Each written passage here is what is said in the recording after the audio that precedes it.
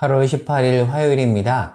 깊이 잠들게 하는 영이라는 제목의 말씀을 이사야 29장 1절에서 14절까지 읽고 나누도록 하겠습니다. 본문 읽습니다. 슬프다 아리엘이여 아리엘이여 다윗이 진친 성읍이여 해마다 절기가 돌아오려니와 내가 아리엘을 괴롭게 하리니 그가 슬퍼하고 애곡하며 내게 아리엘과 같이 되리라. 내가 너를 사면으로 둘러 진을 치며 너를 에어 대를 쌓아 너를 치리니 내가 낮아져서 땅에서 말하며 내 말소리가 나직이 티끌에서 날 것이라. 내 목소리가 신접한 자의 목소리같이 땅에서 나며 내 말소리가 티끌에서 짓거리리라. 그럴지라도 내 대적의 무리는 세미한 티끌 같겠고 강포한 자의 무리는 날려가는 겨 같으리니 그 일이 순식간에 갑자기 일어날 것이라. 만군의 여호와께서 우레와 지진과 큰 소리와 회오리 바람과 폭풍과 맹렬한 불꽃으로 그들을 징벌하실 것인즉 아리엘을 치는 열방의 무리 곧 아리엘과 그 요새를 쳐서 그를 곤고하게 하는 모든 자는 꿈같이 밤의 환상같이 되리니 줄인 자가 꿈에 먹었을지라도 깨면 그 속은 여전히 비고 목마른 자가 꿈에 마셨을지라도 깨면 곤비하며 그 속에 갈증이 있는 것 같이 시온산을 치는 열방의 무리가 그와 같으리라. 너희는 놀라고 놀라라. 너희는 맹인이 되고 맹인이 되라. 그들의 취함이 포도주로 말미암음이 아니며 그들의 비틀거림이 독주로 말미암음이 아니니라. 대저 여호와께서 깊이 잠들게 하는 영을 너희에게 부어주사 너희의 눈을 감기셨음이니 그가 선지자들과 너희의 지도자인 선견자들을 덮으셨음이라. 그러므로 모든 계시가 너희에게는 봉안책의 말처럼 되었으니 그것을 글 아는 자에게 주며 이르기를 그대에게 청하노니 이를 읽으라 하면 그가 대답하기를 그것이 봉해졌으니 나는 못 읽겠노라 할 것이요. 또 그 책을 글 모르는 자에게 주며 이르기를 그대에게 청하노니 이를 읽으라 하면 그가 대답하기를 나는 글을 모른다 할 것이니라. 주께서 이르시되 이 백성이 입으로는 나를 가까이하며 입술로는 나를 공경하나 그들의 마음은 내게서 멀리 떠났나니 그들이 나를 경외함은 사람의 계명으로 가르침을 받았을 뿐이라. 그러므로 내가 이 백성 중에 기이한 일 곧 기이하고 가장 기이한 일을 다시 행하리니 그들 중에서 지혜자의 지혜가 없어지고 명철자의 총명이 가려지리라. 아멘. 오늘 본문은 구조를 딱 그리고 보지 않으면 이게 뭔 말인가 싶을 정도로 조금 난해할 수 있습니다. 그러면 구조를 그리면서 한번 자세히 살펴볼게요. 먼저 1절부터 볼게요. 1절 어떻게 시작하죠? 슬프다 아리엘이요. 아리엘이 어딜까요? 본문에 답이 있습니다. 1절에 보면 다윗이 진친 성읍이라고 나오니까 예루살렘일 것이다 라고 보통 추정을 하는데 예루살렘이 맞습니다. 네, 학자들도 대부분 맞다라고 보거든요. 아리엘이 예루살렘이라는 것을 우리가 잘 생각하면서 본문을 볼게요.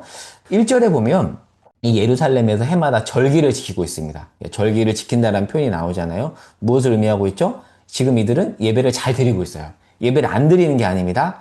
잘 드리고 있는데 2절에 보면 하나님이 그들을 괴롭게 하겠다고 한대요. 징계하겠다라는 거죠. 예배를 잘 드리고 있는데 너네 잘못하고 있어. 너네 때릴 거야 라고 지금 하나님 말씀하고 있는데 대체 무엇이 문제길래 하나님이 이렇게 말씀하시는 걸까? 그런데 뭐가 문제인지 8절까지 나오지 않아요. 내용을 더 볼게요. 약간 헷갈립니다.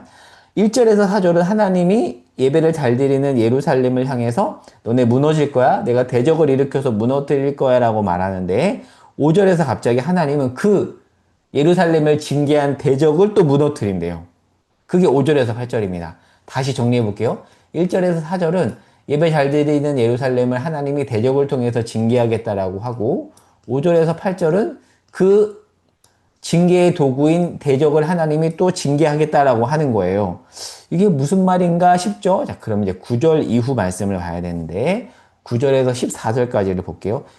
예루살렘이 즉 예배를 잘 드리는 예루살렘이 무너지는 이유가 나오는데 9절에 보면 절기를 잘 지킨 예루살렘이 맹인이 될 것이라고 하죠. 맹인, 보지 못한다는 건데, 그런데 그 보지 못하는 게 이들이 취했다는 것과 연결됩니다. 그러니까 취해서 보지 못한 거예요. 그런데 왜 취했는가? 보통 취했다고 하면 술 취했기 때문이라고 생각하잖아요. 그게 아니래요. 술 취해서 맹인이 된 게 아니래요. 즉, 술 취해서 보지 못하는 게 아니래요. 그 원인이 뭐라고 말하죠? 하나님이 오늘 설교 제목이죠. 이들을 깊이 잠들게 하는 영이 되게 하기 때문이래요. 그러니까 지금 이들은 깊이 잠들어서 하나님의 말씀을 절기를 지키면서 듣고 보고 있는데 깨닫지 못하는 거예요. 즉 이들의 상태에 대해서 13절에 보면 뭐라고 말하죠? 13절 이 백성이 입으로는 나를 가까이 하며 입술로는 나를 공경한다고 지금 절기 때 고백을 하는데 마음은 떠나 있대요. 예배를 안 드린 게 아니라 예배를 잘 드리는데 마음은 하나님으로부터 떠났대요. 즉 이들이 보지 못하는 맹인이 된 것은 말씀을 듣고 예배를 드리지만 말씀과 동떨어진 삶을 살았기 때문이라고 볼 수 있습니다. 그래서 이것을 10절은 깊은 잠에 빠뜨렸다라는 표현을 쓰는 거죠. 그러니까 정확하게 말하면 표현은 하나님의 눈을 가렸다라고 되어 있지만 사실은 실제로 그들이 눈을 가린 거죠. 근데 이제 이런 겁니다. 하나님이 그냥 놔둔 거라는 거죠. 그들이 스스로 선택해서 눈이 가려진 건데 하나님이 그렇게 되도록 허용해 버린 것을 지금 하나님이 눈을 가리게 했다라는 식으로 표현을 한 겁니다. 이해가 되시죠? 이들의 잘못이죠. 특별히 10절의 깊은 잠은 히브리어로 타르데마인데요.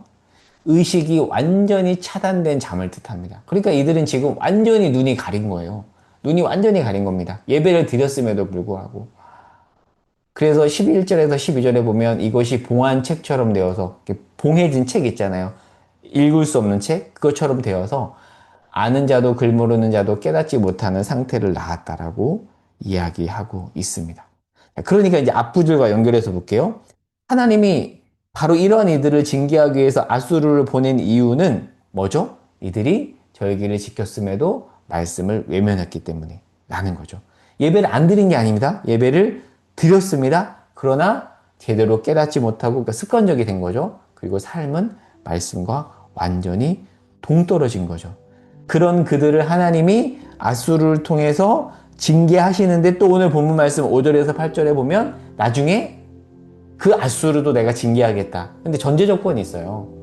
회개하면입니다. 큰 그림을 지금 그리시는 거죠. 그래서 지금 하나님이 이 큰 그림 속에서 남유다 백성에게 뭐라고 말하는 거죠? 돌이켜라. 너네가 돌이키면 내가 그 징계의 막대기로 칠 것이다. 너네 지금 잘못 가고 있다. 그 지적을 하고 있는 것입니다. 오늘 말씀을 정리하고 적용해 볼게요. 여러분 2020년도 자료에 보면 미국 교회 자료인데요. 미국 그리스도인의 예배 출석 비율이 20년 사이에 45%에서 무려 25%로 떨어졌대요. 한국 교회도 비슷합니다. 점점 예배 출석 비율이 떨어져 가고 있죠. 한국도 그렇죠. 자, 그런데 오늘 본문의 남유다 백성들은 예배를 잘 드렸어요. 예배 출석 비율이 떨어진 게 아니라 예배를 너무 성실히 잘 드렸습니다. 그런데 뭐가 문제냐면 예배를 드리는 중에 하나님의 말씀을 들었음에도 불구하고 그 말씀을 한 귀로 듣고 한 귀로 흘리고 삶으로 돌아가서는 완전히 말씀과 다른 삶을 살았던 거죠. 그게 문제입니다. 그러니까 예배 드리지 않은 사람에게 예배 드리라고 하는 말씀이 아니라 예배를 잘 드리고 있는데 말씀대로 살지 않는 이들을 향한 지적이 오늘 본문 말씀입니다. 그러니까 우리는 이 말씀을 통해서 예배 안 드리는 사람들을 볼 게 아니라 물론 우리가 그들에게 권면해야 되지만 지금 이 말씀이 우리에게 이 도전을 주는 거예요. 지금 너희들 예배 안 드리는 사람 보이지? 일단 그들은 놔둬. 너희가 먼저 문제인데 너희는 예배 잘 드리고 있지? 말씀도 읽지? 그러나 삶에서는 어떠하니? 입술로는 나를 공경하나 마음은 멀리 떠나 있지 않니? 그 도전을 지금 오늘 본문을 통해서 우리에게 주고 있는 겁니다. 여러분, 우리의 삶은 어떠합니까? 저를 돌아보기도 합니다. 제가 말씀을 읽고 이렇게 설교도 하잖아요. 입술로는 하나님을 공경한다라고 말하고 사람들에게 공경하자라고 도전하지만 내 마음은 그 하나님으로부터 혹시 떨어져 있지는 않은가? 13절의 이 말씀, 입술로는 나를 공경하나 마음은 멀리 떠나 있는 게 다른 사람의 모습이 아니라 혹 내 모습이 아닐까? 우리는 이 말씀을 읽으면서 내 모습은 그러지 않을 거야 라고 생각하는데요. 아니요, 우리 모습일 수 있습니다. 저의 모습일 수 있습니다. 그렇게 깨달아진다면 이 아침에 주 앞에 겸허하게 엎드려 기도할 수 있기를 바랍니다. 주님, 입술만이 아니라 마음까지 주께 나아가기를 소망합니다.